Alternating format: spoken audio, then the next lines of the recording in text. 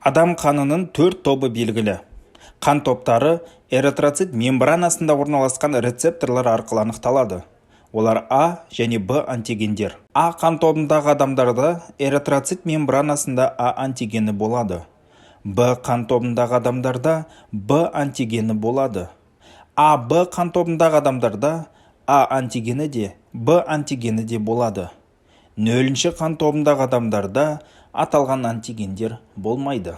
Қан эритроциттерінде антиген болса, қанның плазмасында антиденелер кездеседі. А қан тобындағы адамның плазмасында анти-Б антиденесі болады. Б қан тобындағы адамның плазмасында анти-А антиденесі болады. А Б қан тобындағы адамның плазмасында аталған антиденелер болмайды.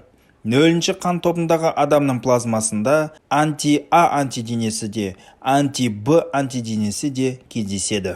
Мысалы, Б қан тобындағы адам А қан тобындағы адамға қан құятын болса, агглютинация жүреді. Себебі А қан тобындағы адамның плазмасында анти-Б антиденесі бар. Нәтижесінде эритроциттер бір-бірімен желімденеді, эритроциттер тұнып, қан тамырды бітейді.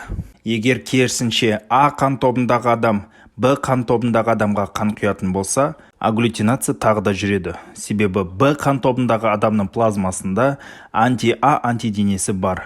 Нәтижесінде эритроциттер бір-бірімен желімденеді.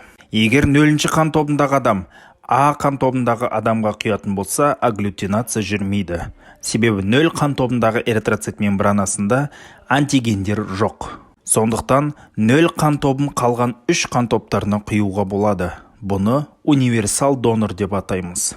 Ал А қан тобындағы адам А Б қан тобындағы адамға қан құйса, бұнда да агглютинация жүрмейді. Себебі А Б қан тобындағы адамның плазмасында антиденелер жоқ. Яғни А Б қан тобы қалған 3 қан топтарынан қанды қабылдай алады.